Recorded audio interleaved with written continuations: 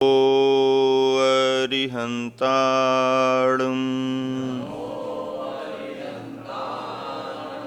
ळमो सिद्धाणं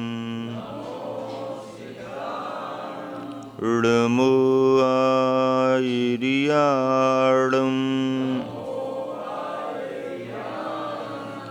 ळमो वच्छायाणं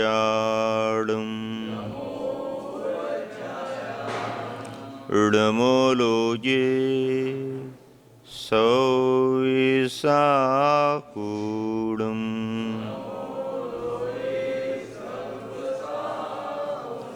पंच परमेष्टि भगवान की, अहिंसा परमो धर्म की, देवादिदेव 1008 श्री शांतिनाथ भगवान की, अध्यात्म शिरोमणि आचार्य कुंद कुंद महाराज की, गुरुवर आचार्य श्री विद्यासागर जी महाराज की।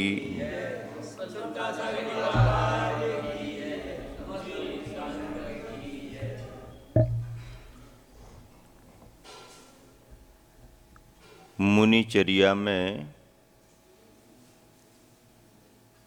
आहार विहार का क्रम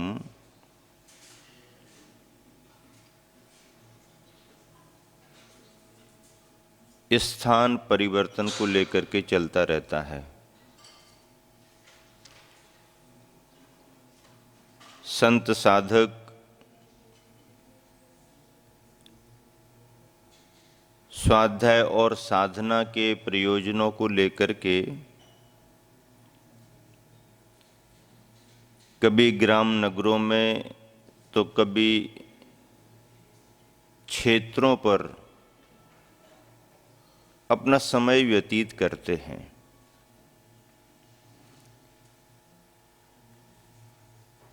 ऐसे संत साधकों के प्रवास से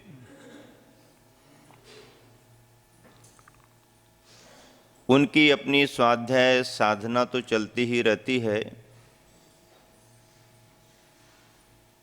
धर्म प्रभावना के प्रसंगों को पाकर के समाज धर्म लाभ भी लेती रहती है। गुरुवर आचार्य श्री का 94 का चातुर्मास पुनः रामटेक में संपन्न होकर बिहार हुआ।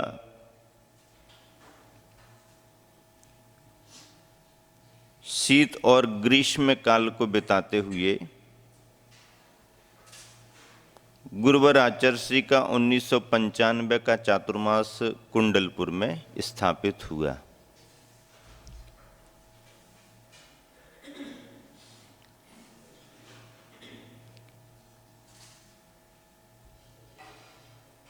ये अवसर ऐसा था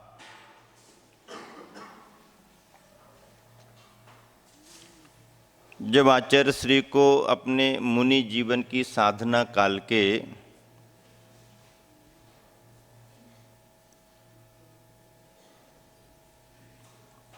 25वें वर्ष में प्रवेश करने का था। सन 1968 में मुनि दीक्षा हुई और सन 1995 का संदर्भ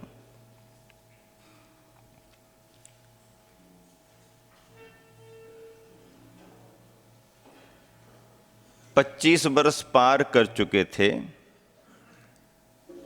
लेकिन कुंडलपुर के इस चतुर्मास को याद करते हुए सन 1992 का चतुर्मास मुझे याद आ गया।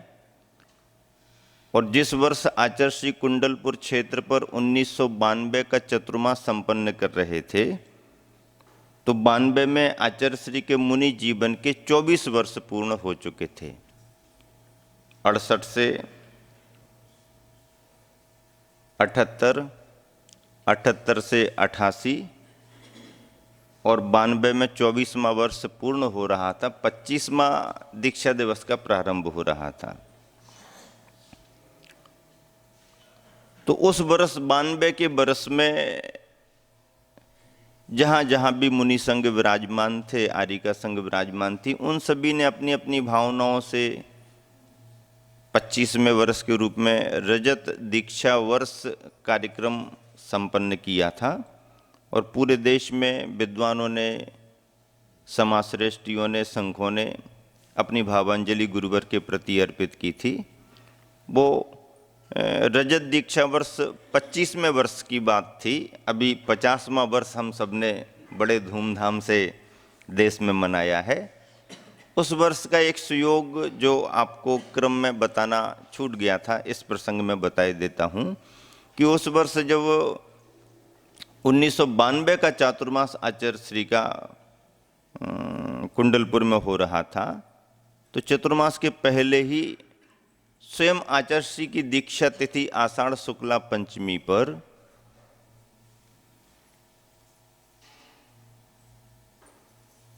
15 आरिका दीक्षाएं हुई। आरिका आदर्शमती को आदि लेकर के, और यह संदर्भ सन 1992 में जुड़ेगा। अभी हम सभी 1995 की चतुर्मास की चर्चा में हैं और 1995 का ये चतुर्मास विभिन्न कार्यों की संपन्नता के साथ आगे बढ़ रहा था। 1995 की इस चातुर्मास में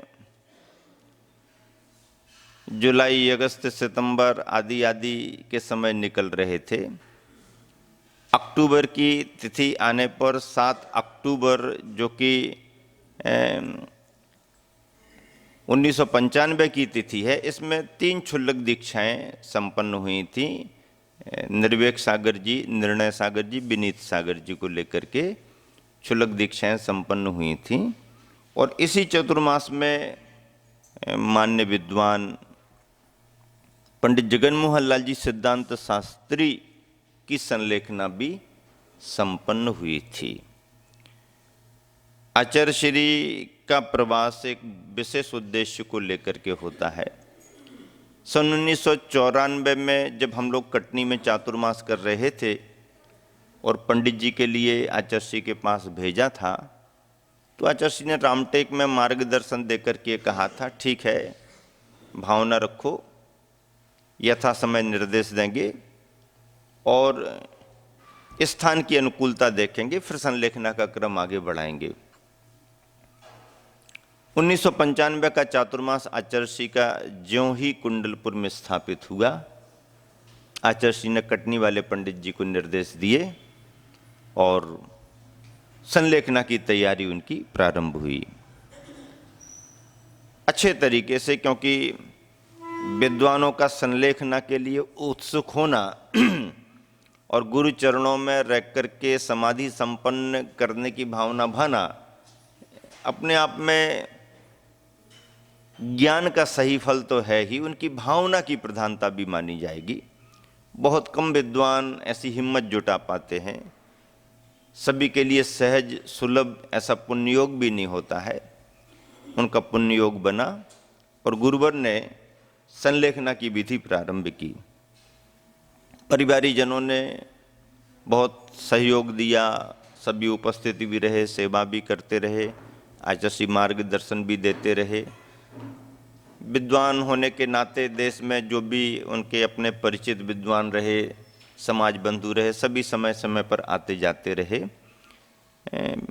क्रम चलता रहा और बहुत अच्छे तरीके से गुरुवर की उपस्थिति में नमोकार का जाप करते हुए, नमोकार सुनते हुए उनकी समाधि संपन्न हुई थी।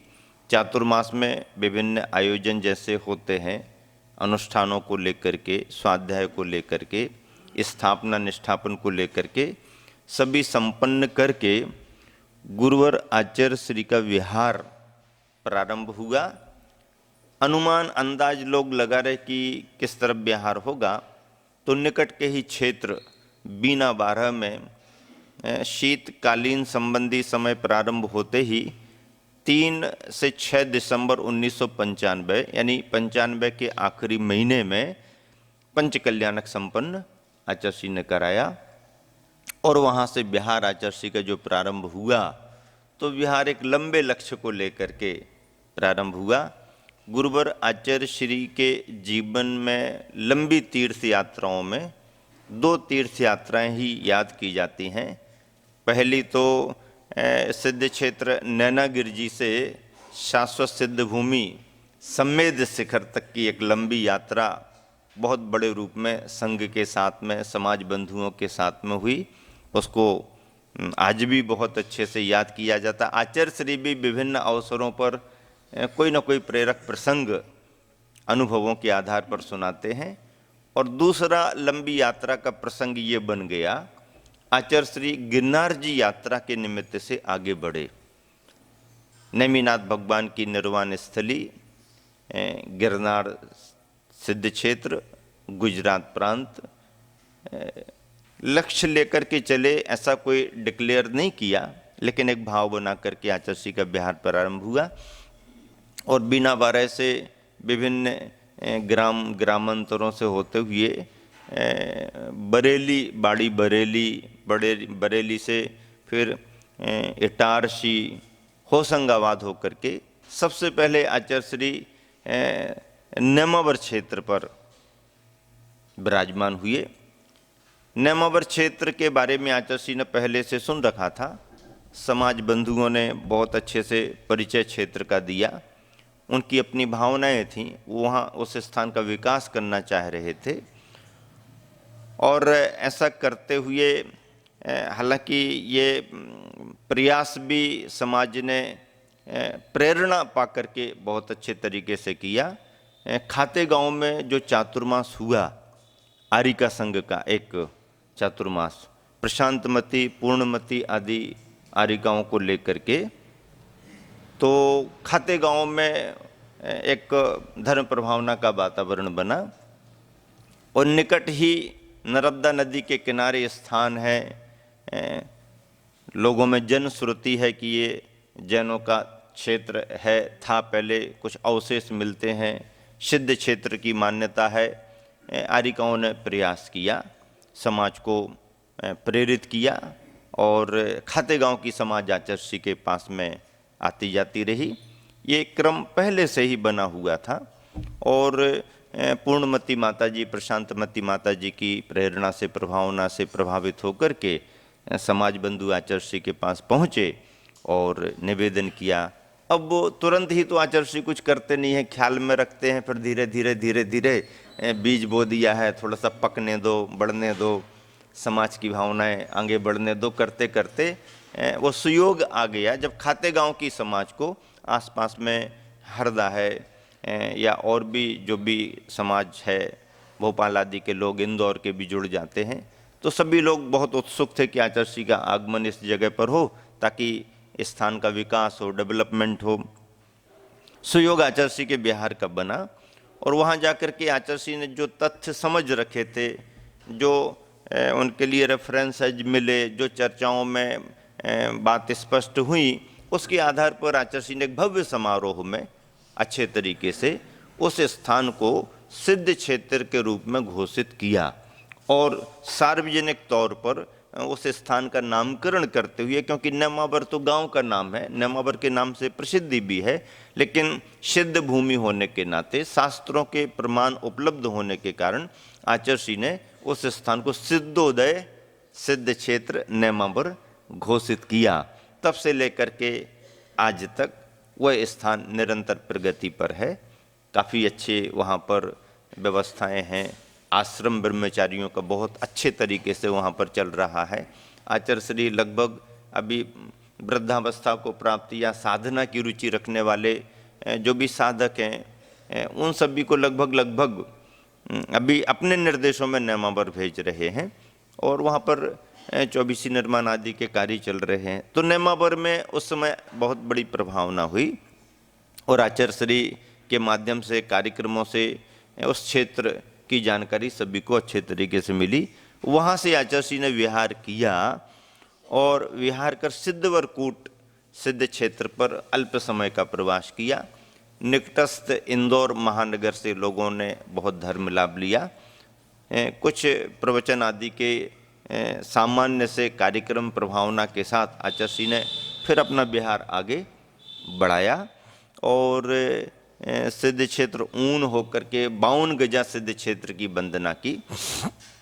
52 गजा सिद्ध क्षेत्र पर पहुँचते पहुँचते बागड़ वालों को भी मन में आया होगा, प्रयास भी रहा होगा कि इतने पास से इतने पास से विहार हो रहा है, आचर्षी बागड़ पधारो, आचर्षी इस तरफ आए। लेकिन उस समय आचर्षी का लक्ष्य आगे बढ़ने का था। पावागढ़ में अल्प प्रवास करते हुए, क्षेत्र की वंदना करते हुए, संभवतः आचर्षी का केसलुंच भी पावागढ़ में हुआ, ऐसा मेरा अंदाज है, थोड़ा चर्चा के माध्यम से जो सुना। और प्रवास अपना देते हुए, क्षेत्र की वंदना करते हुए आचर्षी तारंगा की ओर आगे बढ़े। तारंगा जी आचर्षी का आखिरी शीतकालीन प्रवास, जिसे कहें, संभवतः फरवरी में आचर्षी का पहुंचना वहां पर हुआ होगा। और फरवरी से लेकर के आचर्षी का फरवरी कालीन शीतकालीन प्रवास, और फिर ग्रीष्म काल आ जाता है, तो ग्रीष्मकालीन प्रवास भी आचर्षी का तारंगा में हुआ। तारंगा में उस समय ऊपर की पहाड़ी पर ही स्थान था, नीचे कोई ऐसा स्थान बड़े रूप में डेवलप नहीं था। हालांकि वहाँ के कार्यकर्ताओं ने प्रयास करके नीचे की जमीन तो उपलब्ध कर ली थी और विकास का क्रम बनाने में वो लगे हुए थे। आचर्षी का प्रवास हुआ, पहाड़ी पर आचर्षी रहे, सभी को लाभ दिया, क्षेत्र की वंदना की। आचर्षी का मन बहुत प्रसन्न भी रहा तारंगा जी में। और फिर समय की अनुकूलता देख करके एक बहुत अच्छा विधान समाज ने आयोजित किया, और संभवतः फाल्गुन की अष्टानिका के आसपास या फरवरी के महीने में जो भी विधान रहा, विधान संपन्न हुआ, प्रभावना खूब हुई। खास करके वहाँ पर उस समय बम्बई से जो लोग परिचित रहे, उन सब की उपस्थिति बहुत रही, जो आचर्षी से हमेशा धर्म लाभ लेते रहते थे। अहमदाबाद की समाज, सूरत की समाज और आसपास की समाजें सभी धर्म लाभ लेती रहीं। उसी समय अक्षय तृतीया की पावन तिथि में प्रवचन सागर आदि को लेकर के वहाँ पर क्षुल्लक दीक्षाएं भी संपन्न हुई। ब्रह्मचारी लोग थे, उनकी क्षुल्लक दीक्षाएं वगैरह संपन्न हुई। इस तरह से दीक्षा का कार्यक्रम भी संपन्न हुआ। उन सभी श्रद्धालुओं में, धर्म लाभ लेने वालों में एक प्रसंग ऐसा भी घटित हुआ कि जो परिचित थे, आते जाते थे, वो तो धर्म लाभ लेते ही रहे, लेकिन जो श्रद्धा तो रखते थे लेकिन महाराज जियों से थोड़ा दूर रहते थे, ऐसे सूरत के बाबू ओम प्रकाश जी का योग भी वहाँ पहुँचने का बना। पर योग वो उनकी तरफ से नहीं बना, वो योग तो उनकी श्रीमती के प्रयासों से बना। हर 8-15 दिन में उनकी गाड़ी सूरत से जाती थी, श्रीमती का भाव रहता था, दर्शन वंदना करती थीं, चौकों में जाके जहाँ भी आहार दान का योग बना, आहार दे के आती थीं। उनके आने जाने का क्रम बना रहा।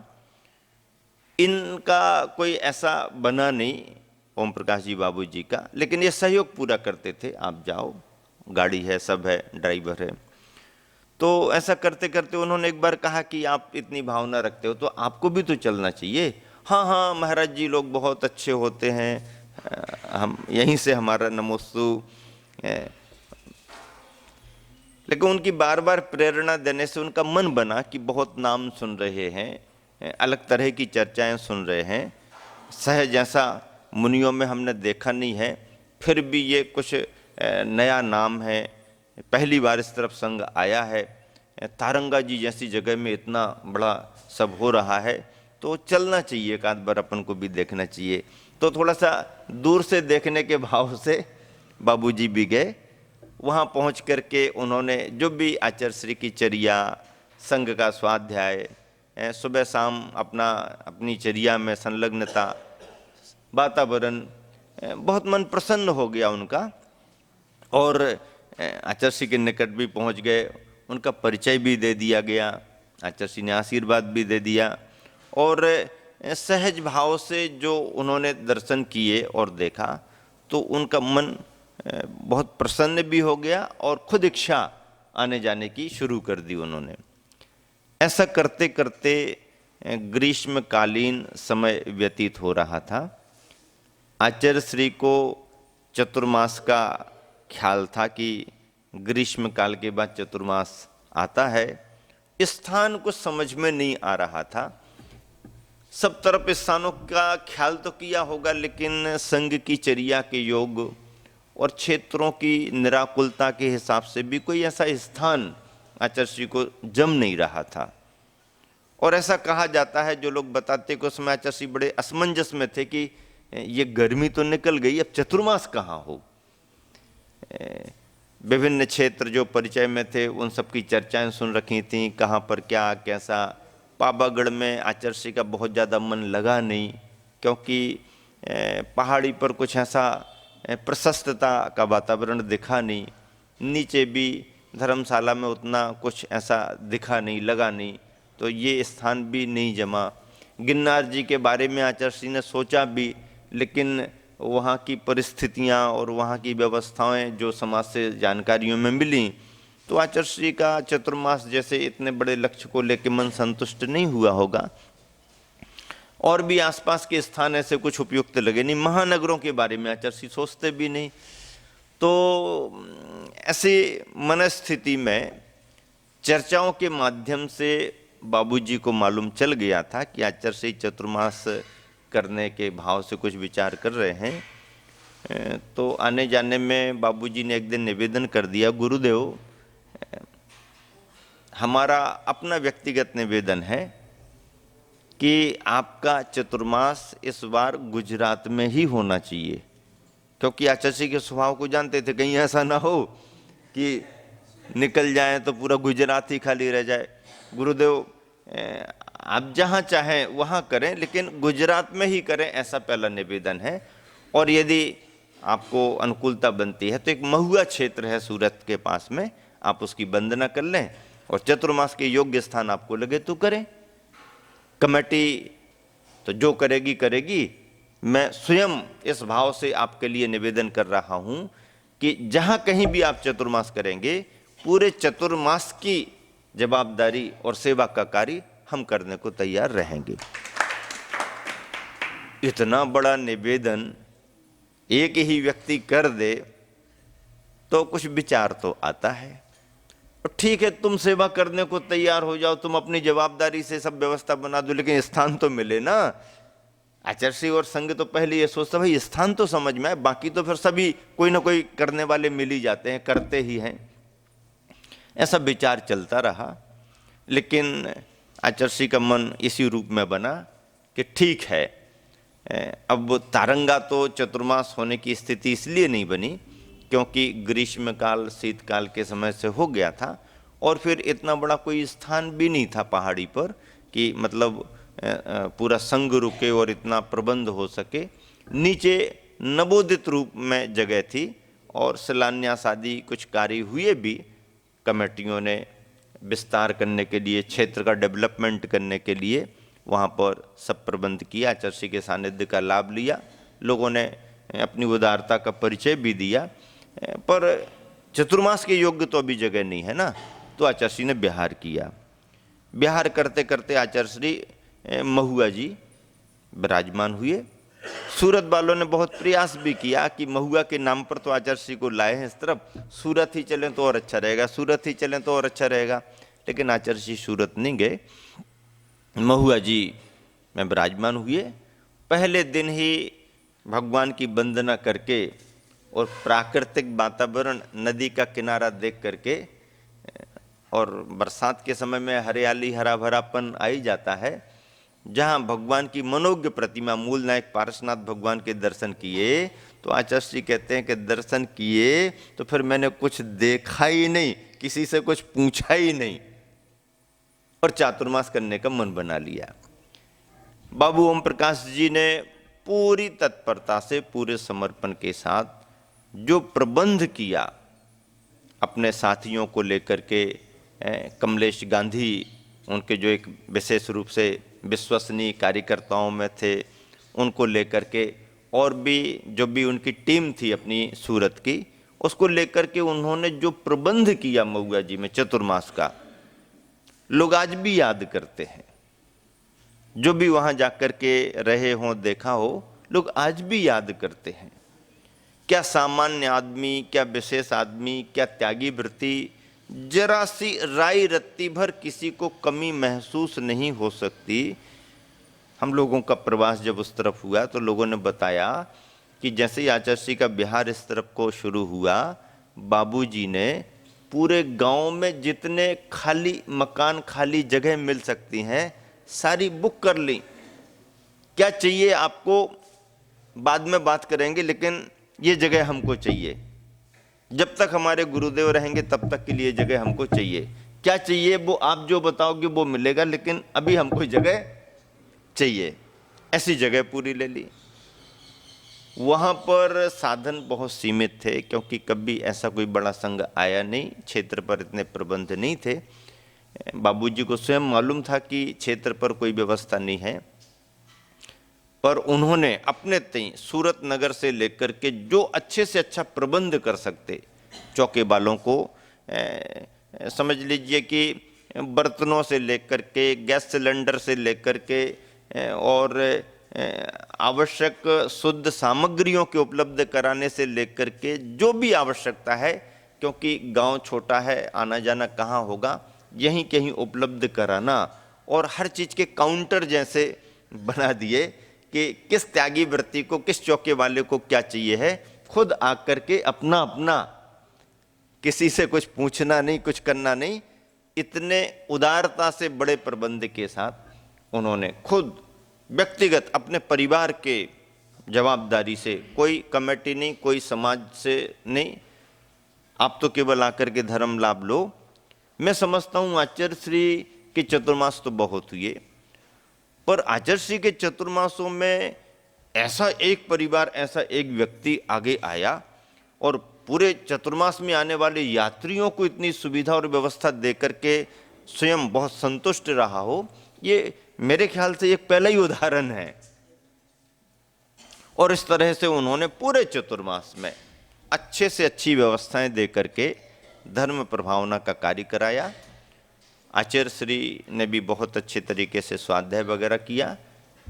पूज्यपाद स्वामी विरचित जो संस्कृत की भक्तियां हैं, उनके अनुवाद का कार्य भी आचार्य श्री का महुआ में ही संपन्न हुआ था, जिसका पाठ हम लोग करते रहते हैं। ऐसे स्वाध्याय साधना के क्रम में विभिन्न धर्म प्रभावनाओं के प्रसंगों के साथ महुआ जी का चतुर्मास संपन्न हुआ। और उसी चतुर्मास में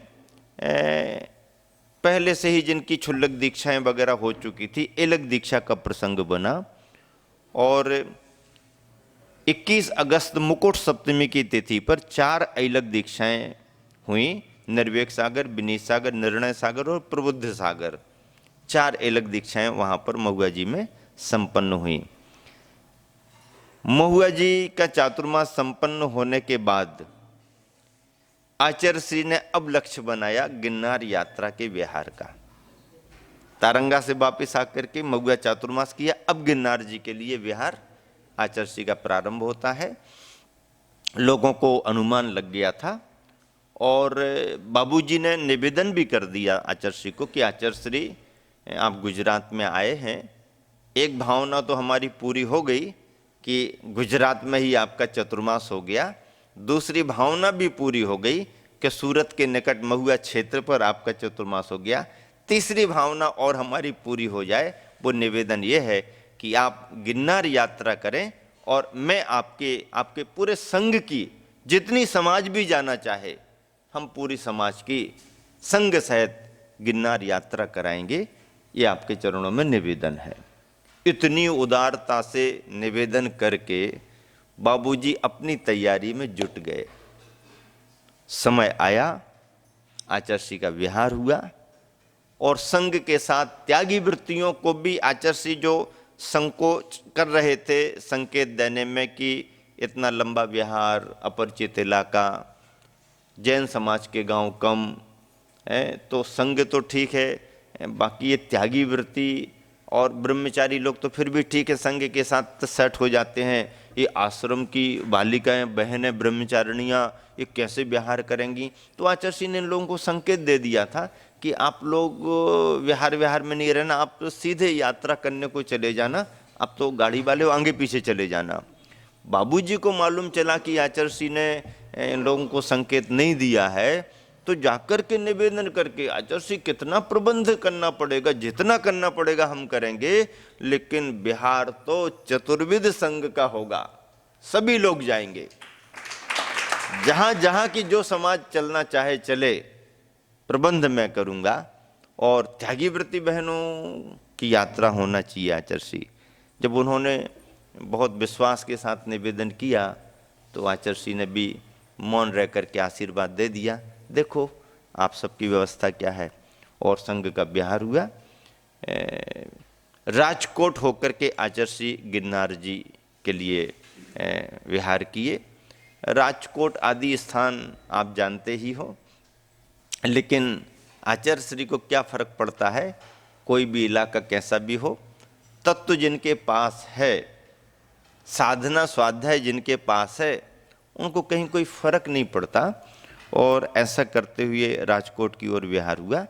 राजकोट आदि की समाज पहले से आचार्य से परिचित थी, और वहाँ की 3 बहनों ने, बाल ब्रह्मचारिणी बहनों ने, जो कि सभी अच्छी पोस्ट पर थीं, बैंक में मतलब मैनेजर जैसी पोस्ट पर थीं, और तीनों बहनों ने आचार्य के चतुर्मासों में आकर के बार बार स्वाध्याय करके आजीवन का व्रत ले रखा था। वो आचार्य को ख्याल में भी था, और भी समाज बंधु वहाँ से आते रहते थे। तो राजकोट होकर के आचार्य का बिहार हुआ। राजकोट में आहारचर्या भी उनके यहाँ पर संपन्न हुई, बहनों के यहाँ पर प्रवचन आदि का लाभ भी सभी ने लिया। मूल मंदिर में जो मंदिर वहाँ पर संघ विराजमान हुआ। पहली बार लोगों ने इतने बड़े संघ को इस तरह की चर्या के साथ में देखा। भावनाओं में फर्क आता है, और लोगों ने उस तरीके से लाभ भी लिया। विहार करते हुए आचार्य गिरनार जी में मंगल प्रवेश करते हैं। दिसंबर का महीना था। दिसंबर के महीने में ठंड तो बढ़ी जाती है। अब वंदना वगैरह करने का भी क्रम, तो नीचे से ही पहाड़ी पर चढ़ कर के और वापस आना कठिन काम होता है। हम लोगों ने तो एक मध्यम रास्ता निकाल लिया था। मध्यम रास्ता ऐसा निकाला कि भैया अपन शाम को दोपहर में यहाँ से बिहार करके पहाड़ी पर जाकर के रात्रि विश्राम अपन पहाड़ी पर कर लेंगे मंदिर में, और सुबह सुबह फिर आगे की वंदना करेंगे, और वापस आकर के आहारचर्या भी पहाड़ी पर ही कर लेंगे, और फिर शाम को वापस। इस तरीके से हम लोगों ने सेटअप किया था। और सभी कुछ करना वहाँ पर कठिन होता है। आहारचर्या करने का कोई मन भी पहाड़ी पर बनाए तो इतना कहाँ स्थान, इतना कहाँ प्रबंध। हम ही लोगों ने जब मतलब 3 महाराज जियों ने जब वहाँ पर ये भाव व्यक्त किया कि ऐसे ही संभव हो सकेगी वंदना, तो प्रबंध के रूप में भी जब किया तो पहले दिन शाम को ही वहाँ पर सूखा सूखा सामान डोलियों से जाता है पहाड़ पर। फिर धर्मशाला है, पानी वहाँ पर है, कुंड है, पानी है, वाटर पानी जो स्टोर किया जाता, साफ सुथरा, बहुत बहुत अच्छा पानी है, हल्का पानी। तो हमारी तो आहारचर्याएं हुई। छोटे प्रबंध में तो कर सकते, पर उस प्रबंध में भी पहले दिन नीचे से, फिर दूसरे दिन दूसरा लेकर के कोई ऊपर ऊपर जाएगा, इतने ऊपर 4000 सीढ़ियाँ चढ़ करके फिर वहाँ पर चर्या। तो संघ तो वंदना किया, लेकिन वापिस आए। आचार्य श्री के साथ वंदना करने में लोगों का बड़ा उत्साह था, और आचार्य श्री सुबह सुबह से वंदना करते हुए जब आगे आगे की टोंकों पर गए तो चौथी टोंक तो बहुत कठिन है भाई, क्योंकि सीढ़ियाँ वैसी नहीं हैं, और सभी लोग वहाँ पहुँच भी नहीं पाते हैं। हिम्मत वाले जो थोड़ा सा मन मजबूत करके चढ़ते हैं वो पहुँच जाते। हमने मन बहुत बनाया, लेकिन चूंकि सूरत से हमारी स्वास्थ्य की अनुकूलता नहीं रही थी, तो मैंने भी ज़्यादा कोई ऐसा उत्साह प्रकट नहीं किया। श्रद्धा पूरी रही, नीचे से वंदना पूरी की। एलक जी तो एकदम बिल्कुल, और ऊपर जाकर के हमको इशारा करते आ जाओ आ जाओ आ जाओ। हमने कहा नहीं नहीं, आप देखो अपना थोड़ा चढ़ने में असुविधा होती है, पकड़ पकड़ कर चढ़ना पड़ता है, ऐसा एकदम नहीं। आचार्य श्री ने तो गजब का काम किया पूरे संघ के साथ। चौथी टोंक पर तो गए, वहाँ पर अपनी भक्ति पाठ वगैरह किया, वंदना की, पूरा संघ था। उस समय के फोटोग्राफ्स जो देखने को मिलते हैं गिरनार जी के, आश्चर्य होता है कि इतना बड़ा संघ कैसे वंदना करते करते चौथी टोंक पर जाकर के बैठे हुए हैं। और चौथी टोंक जाना फिर भी सरल है, मतलब कोई हिम्मत करे और मन मजबूत हो तो जाके आ सकता है, पर चौथी टोंक से उतर करके फिर 5वीं टोंक पर प्राय करके सभी यात्रीगण जाते हैं। लेकिन चौथी टोंक से 5वीं टोंक जाने का काम तो बड़े बड़े साहसी भी नहीं कर पाते हैं, लेकिन आचार्य श्री ने वो काम किया।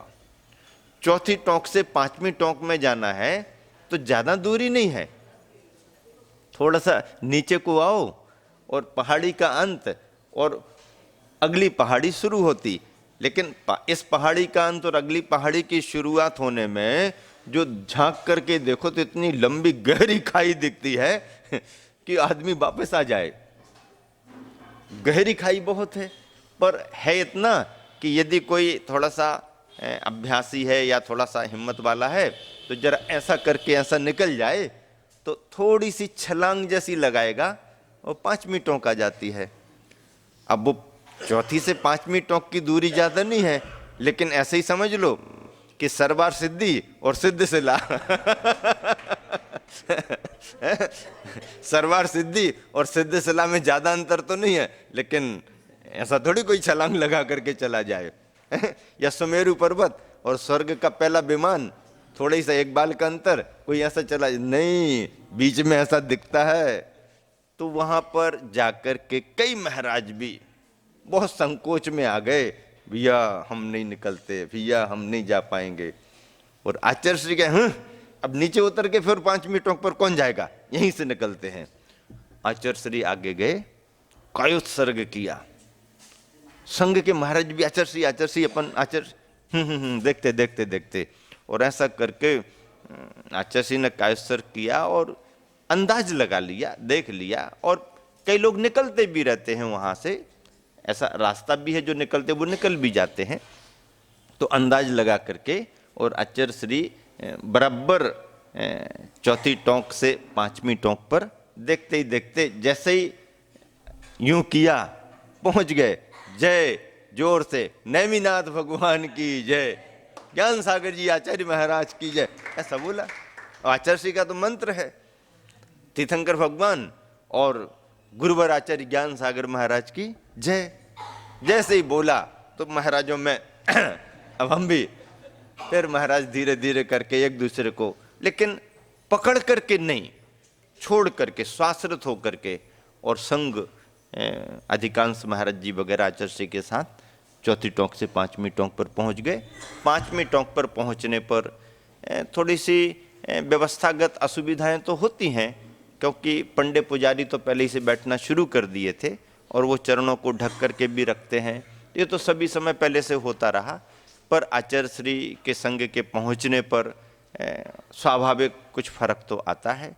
और ऐसा बताते हैं महाराज जी वगैरह कि उस बाबा ने संग को देख करके चरण पूरे तो नहीं खोले, लेकिन थोड़ा खोल करके और दर्शन करा दिए। आचार्य श्री ने कुछ कहा नहीं, संग ने भी, आचार्य श्री ने पहले से संकेत दे दिया था अपन को वंदना करनी है, सिद्ध भूमि पर आ गए, जो मिले ठीक, नहीं मिले ठीक। ऐसा करके फिर जब आचार्य श्री निकल गए, कुछ कहा नहीं, तो उस बाबा को भी लगा कि इन्होंने तो कुछ कहा ही नहीं कि और खोलो, कि ऐसा करो, कि वैसा करो, दिखाओ, कोई बात नहीं। आचार्य श्री अगले दिन भी वंदना करने को गए, तो इस बार तो वो पहले ही से साफ करके बैठ गया और कहने लगा आइए। तो अच्छा नहीं नहीं नहीं, ठीक ठीक ठीक। आचार्य श्री दूर ही बैठे रहे, नहीं नहीं नहीं, ठीक ठीक ठीक ठीक। दर्शन वंदना हो गई और भगवान तो ऊपर हैं, बस हो गया काम। ऐसा करके सौहार्द से बिना किसी चर्चा वार्ता के आचार्य श्री ने वंदना की, परिक्रमा लगाई, बैठ के अपना जो भी ध्यान भाव करना वो किया। और वहीं पर कुछ क्षुल्लक जीवों के लिए एलक दीक्षा भी प्रदान कर दी गई। एलक दीक्षा में करना थोड़ी कुछ पड़ता है, बस दुपट्टे ही तो अलग करना है, कटोरा तो नीचे रखा है कटोरा थोड़ी पकड़ के थोड़ी रखते हैं, दुपट्टे ही तो है। हाँ हाँ हो गया, कर लो काय सर्ग, चलो। तो ऐसे 5 एलक दीक्षाएं 19 दिसंबर को गुरुवार का दिन था और तिथि भी बहुत पावन थी, मकसिर शुक्ला दशमी। और मकसिर शुक्ला दशमी महावीर भगवान की तप कल्याणक है, तप कल्याण या माघ बदी दशमी, हाँ माघ के महीने में तो है, अब बदी है कि शुद्धि है, मकसिर शुद्धि दशमी आई, हाँ तो ऐसा शायद महावीर भगवान का दीक्षा कल्याणक ही रहा होगा। तो ऐसी शुभ तिथि में, और शुभ तिथि तो ये है सो है ही, कल्याणक तिथि रही तो और ही शुभ है। कल्याणक तिथि ना भी हो और यदि साधक के मन में संयम लेने के भाव और गुरु के मन में दीक्षा देने के भाव आ जाएं तो सारी तिथियां अपने आप में शुभ और पवित्र हो जाती हैं। फिर नेमिनाथ भगवान की निर्वाण स्थली है 5वीं टोक, ऐसी निर्वाण स्थली सिद्ध क्षेत्र गिरनार जी, जिसका मूल नाम ऊर्जयंती गिरी है, ऐसे टोंक पर 5 एलक दीक्षाएं प्रशस्त सागर जी, प्रवचन सागर जी, पुण्य सागर, पाय सागर, प्रभाव सागर आदि क्षुल्लक जी जो पहले से थे एलक दीक्षा हो गई। अच्छे तरीके से गुरुवर की वंदना संपन्न हुई। प्रवास भी आचर्षी का नीचे धर्मशालाओं में रहा, पंडित जी की धर्मशाला में ही प्रवास था, वहीं से वंदना करने में निकटता पड़ती है और अक्सर करके लोग इसलिए वहाँ रुक जाते हैं कि सुबह से वंदना करने में, अब प्रबंध भी हो गए और भी अन्य अन्य स्थान तैयार हो गए, लेकिन उस समय स्थान वगैरह कम थे। इस तरह से आचार्य श्री की गिरनार यात्रा में गिरनार जी की वंदना, गिरनार जी सिद्ध क्षेत्र अपने आप में प्रसिद्ध स्थान है, तीर्थंकर की निर्वाण स्थली है। नेमिनाथ भगवान की दीक्षा स्थली भी सहसा वन के नाम से प्रसिद्ध है। सहसा वन, सहस्राम्र वन मूल शास्त्र का नाम है, वो सहस्राम्र वन होते होते सहसा वन और सहसा वन के नाम से भी जाना जाता है। वहीं पर रेवतक गिरी पहाड़ियों में नेमिनाथ भगवान को दीक्षा के बाद में साधना करते हुए केवल ज्ञान की प्राप्ति भी हुई। और ये गिरनार की चोटियों में ये ऊर्जयंत गिरी, समंतभद्र महाराज जी ने भी इसका बहुत अच्छे से उल्लेख शंभु स्तोत्र में नेमिनाथ भगवान की स्तुति करते हुए लिखा है। तो ऐसी गिरनार जी की वंदना, सिद्ध क्षेत्र सिद्ध भूमि की वंदना और बड़ी तीर्थ यात्रा के रूप में आचार्य श्री की ये यात्रा अपने आप में अविस्मरणीय है। गुरुवर आचार्य श्री भी जब कभी भी अनुकूलता या प्रसंग बनते हैं यात्रा के संस्मरण अवश्य ही सुनाते हैं।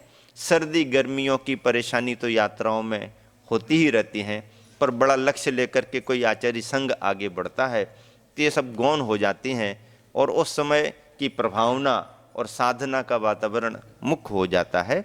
ऐसा करते हुए गिरनार जी की वंदनाएं करके, प्रवास करके, प्रभावना के कार्यक्रम करके, वहीं गिरनार जी की निर्वाण स्थली पर आचार्य श्री ने जीव दया अहिंसा के रूप में अपने प्रवचनों के माध्यम से पहला शंखनाद गिरनार जी की तहलटी में किया। नेमिनाथ भगवान की करुणा को याद करके, पशुओं की रक्षा के भाव को याद करके आचार्य श्री ने कहा कि आज देश में भी जो चल रहा है कत्ल खानों के रूप में, इस पर रोक लगनी चाहिए और इस रोक के लिए सरकार पर दबाव बनाना चाहिए, नीतियां बदलनी चाहिए और समाज बंधु आगे आकर के ऐसे पशु जो कत्ल खाने जाते हैं उनको संरक्षण देने के रूप में गौशालाएं प्रारंभ करें। गिरनार जी में पहला शंखनाद गुरुवर ने अपने प्रवचनों के रूप में किया। परिणाम वहीं से निकलना शुरू हो गया और लोगों में उस कार्य को करने की हलचल शुरू हो गई। गिरनार जी से विहार करके आचार्य श्री अगला लक्ष्य लेकर के आगे बढ़े और विहार करते करते सूरत नगर की ओर विहार हुआ। सूरत नगर में एक आहुरा नगर है।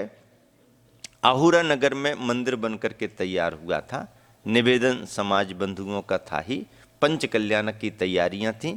आचार्य श्री को सूरत के लिए थोड़ा समय देना ही था, क्योंकि इतना लंबा प्रवास तारंगा महुआ जी का होने के बाद सूरत की समाज जो लाभ लेती रही वो छूट जाए तो ये भी ठीक सा नहीं।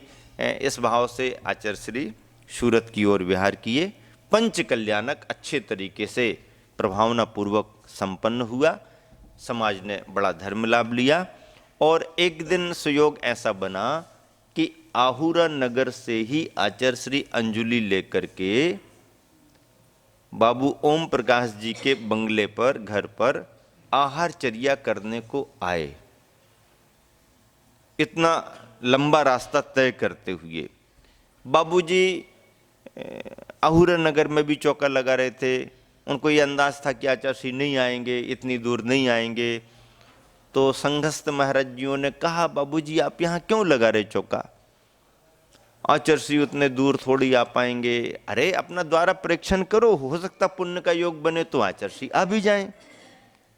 ट्रैफिक बहुत, भीड़ भाड़ भरा इलाका, लेकिन होते करते आचार्य श्री का मन बना। पार्ले पॉइंट पर उस समय इतनी व्यवस्था नहीं थी, तो इस तरह से आचार्य श्री आहुरा नगर से लगभग मेरे ख्याल से 2.5-3 किलोमीटर की दूरी हो सकती है, इससे भी ज़्यादा भी होगी, क्योंकि आहुरा नगर से तो मैं पार्ले पॉइंट आया नहीं, तो पूरी दूरी तो मालूम नहीं है, लेकिन 3-4 किलोमीटर भी हो सकती है।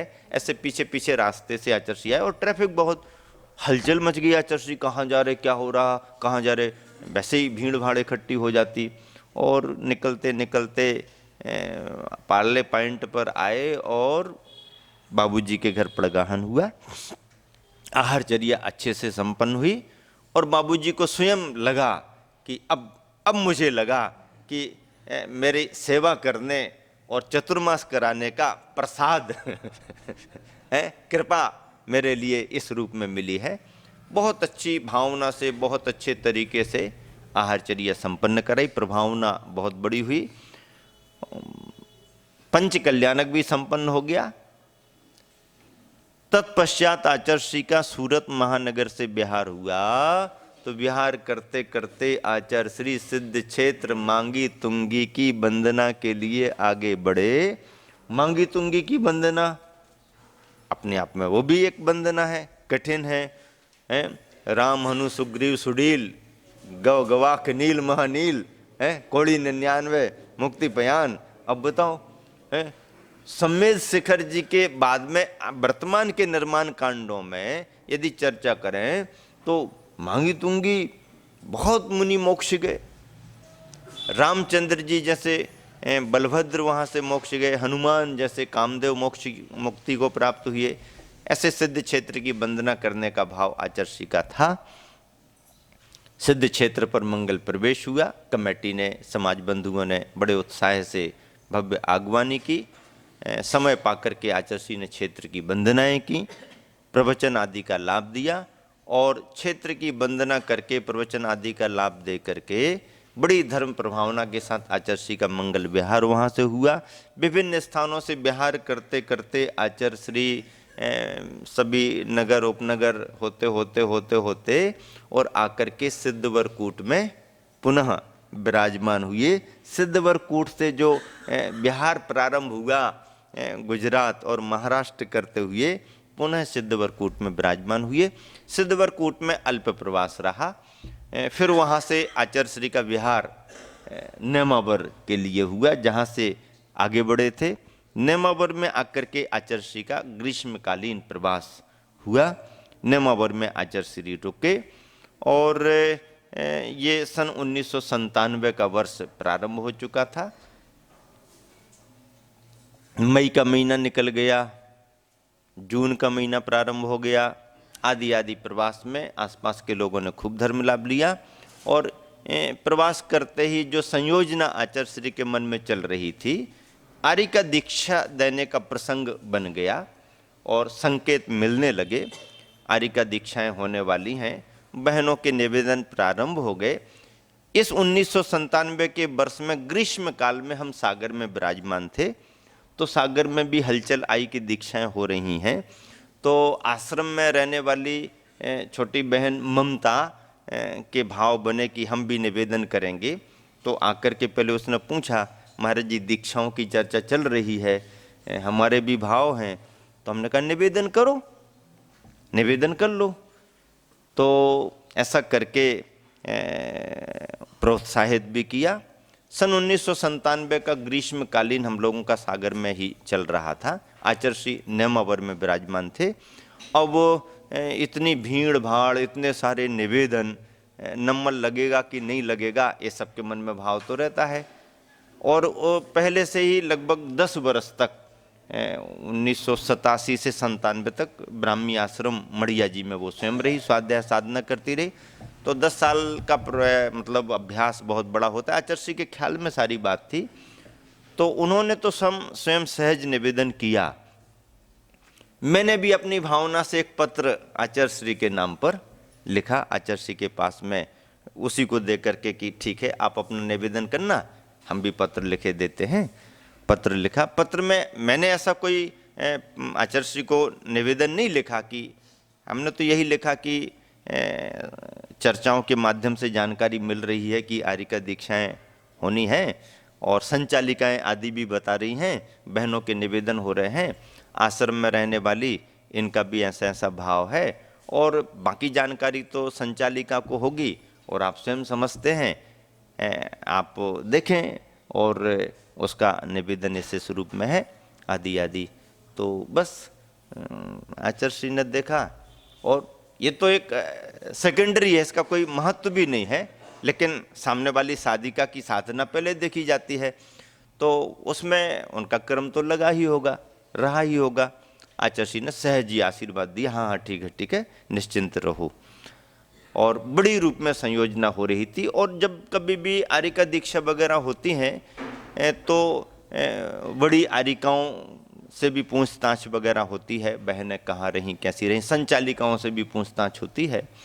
तो उसी के हिसाब से जैसे चुनाव के समय में टिकट देने के लिए बायोडेटा वगैरह ये सब और क्या क्या है लाभ अपना अपना ऐसा निकाला जाता ना, तो दीक्षार्थी के लिए भी दीक्षा के समय कहाँ रहे, कैसे रहे, कितना अध्ययन किया, कहाँ किसके संग में रहे, ये पूछताछ होती ही है, स्वाभाविक है। स्वास्थ्य वगैरह के बारे में भी जानकारियाँ ली जाती हैं। तो निवेदन हो रहे थे, दीक्षाओं का क्रम बना। और 1 जून की तिथि रही।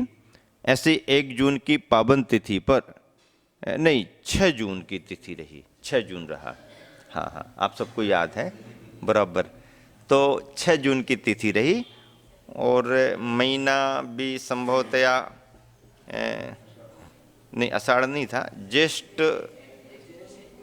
ज्येष्ठ बदी एकम शायद आ चुकी थी, कृष्ण पक्ष निकल गया था, ज्ञान सागर जी महाराज जी का समाधि दिवस हो चुका था, उसी के जस्ट बाद ज्येष्ठ शुक्ला एकम प्रतिपदा आदि की कोई तिथि थी। और 6 जून की तारीख पड़ी 1997 में 29 आर्यिकाओं की दीक्षा हुई। कितनी आर्यिकाओं की दीक्षा हुई? 29 आर्यिकाओं की। सूत्रमती को आदि लेकर के सुधारमती अंत में रही। ऐसी 29 आर्यिकाएं की दीक्षा नेमावर सिद्धोदय सिद्ध क्षेत्र पर संपन्न हुई। और उस दीक्षा के क्रम में 29 दीक्षाओं में ब्रह्मचारिणी बहन ममता जी का क्रम 6वें नंबर पर लगा,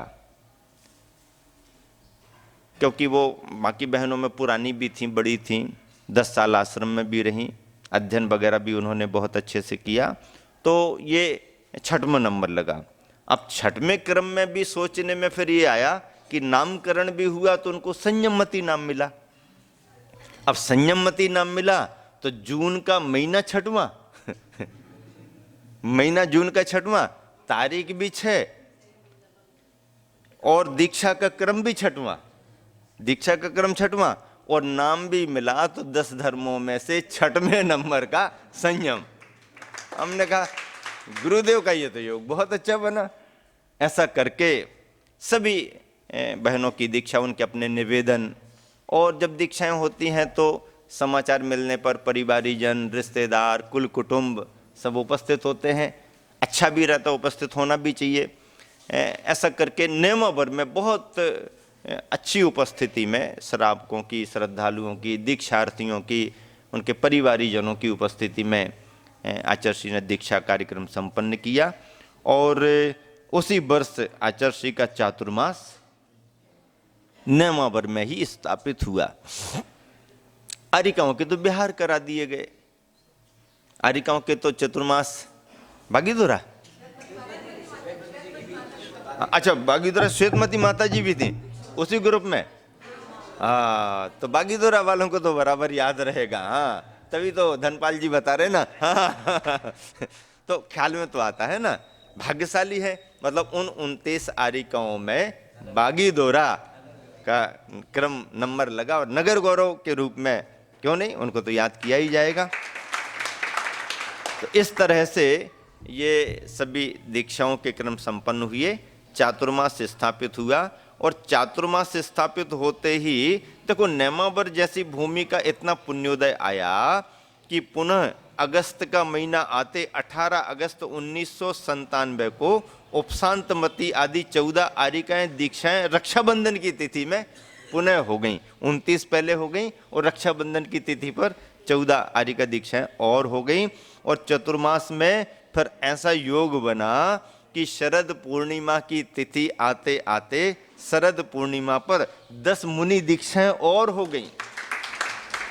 10 मुनि दीक्षाओं में अपूर्व सागर, प्रशांत सागर, निर्वेग सागर, विनीत सागर, निर्णय सागर, प्रबुद्ध सागर, प्रवचन सागर, पुण्य सागर और प्रसाद सागर।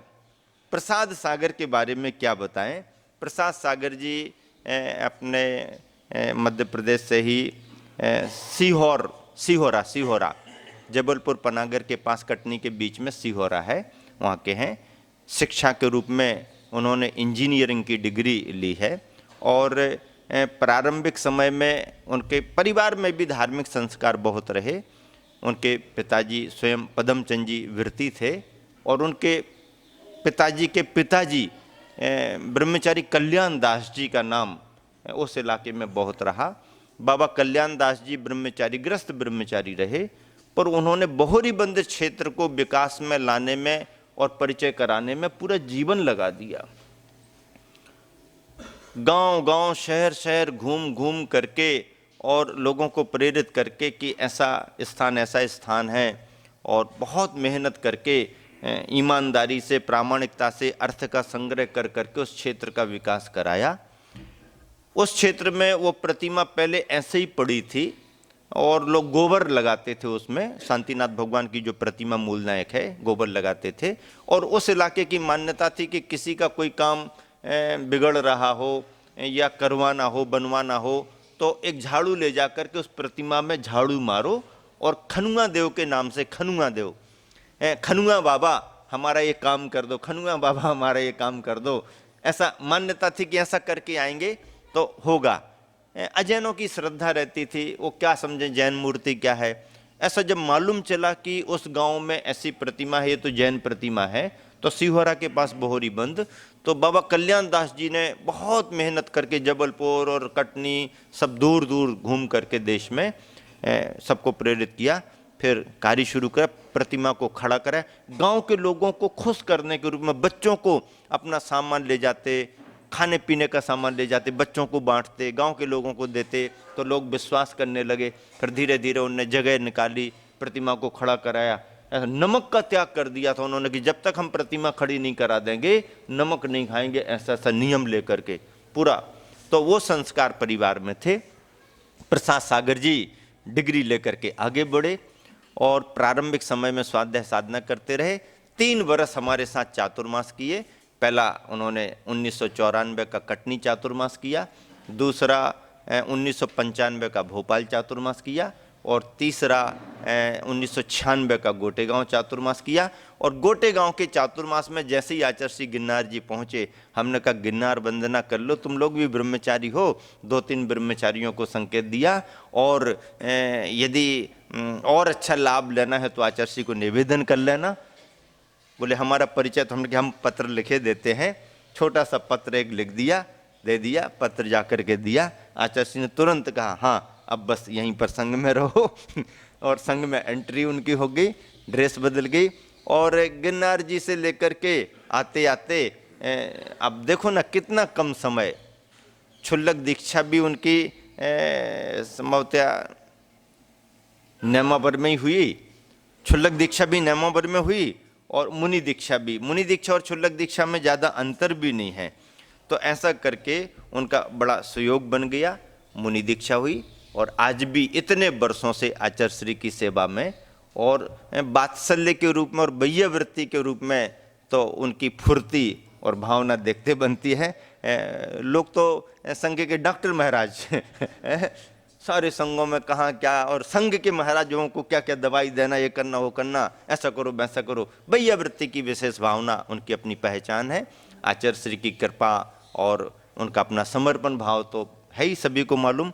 और ऐसा करके आज एक अच्छी जगह पर अच्छे रूप में इतना लंबा सानिध्य उनको गुरु का मिल रहा है और स्वाध्याय लाभ ले रहे, साधना का लाभ। हाँ, मतलब गृहस्थों को भी यदि कोई परेशानी या सुविधा हो जाए तो वो अपने वात्सल्य भाव से, और समाज में भी आचार्य श्री निर्देश भी देते रहते। संघों में भी यदि कोई समाचार वगैरह भेजना हो तो कभी योग सागर जी महाराज जी समाचार भेज देते हैं, कभी और कोई महाराज जी, प्रसाद सागर जी को विशेष ये जवाबदारियाँ, ये काम करो, और वो अपने समर्पण भाव से गुरु भक्ति के रूप में करते भी रहते हैं। ऐसी पहचान उन्होंने अपनी बनाई है। और ऐसे प्रसाद सागर जी को 10 मुनि 10 दीक्षाओं में प्रसाद सागर अंत में नंबर लगा। तो वो जब कभी भी अपना कोई भी समाचार यहाँ वहाँ करते तो सिद्धोदय अंतिम प्रसाद सिद्धोदय अंतिम प्रसाद, मतलब गुरु का अंत में प्रसाद अंतिम प्रसाद मिला। ऐसा करके आचार्य श्री का ये चतुर्मास 1997 का संपन्न हो रहा है, हुआ है, दीक्षाओं के साथ संपन्न हुआ। हम लोगों का चतुर्मास 94 का कटनी हुआ, 95 का चतुर्मास हमारा भोपाल हुआ था, 96 का गोटेगांव हुआ था। और एक विशेष संदर्भ जो मुझे याद है उसकी चर्चा मैं कल करूँगा।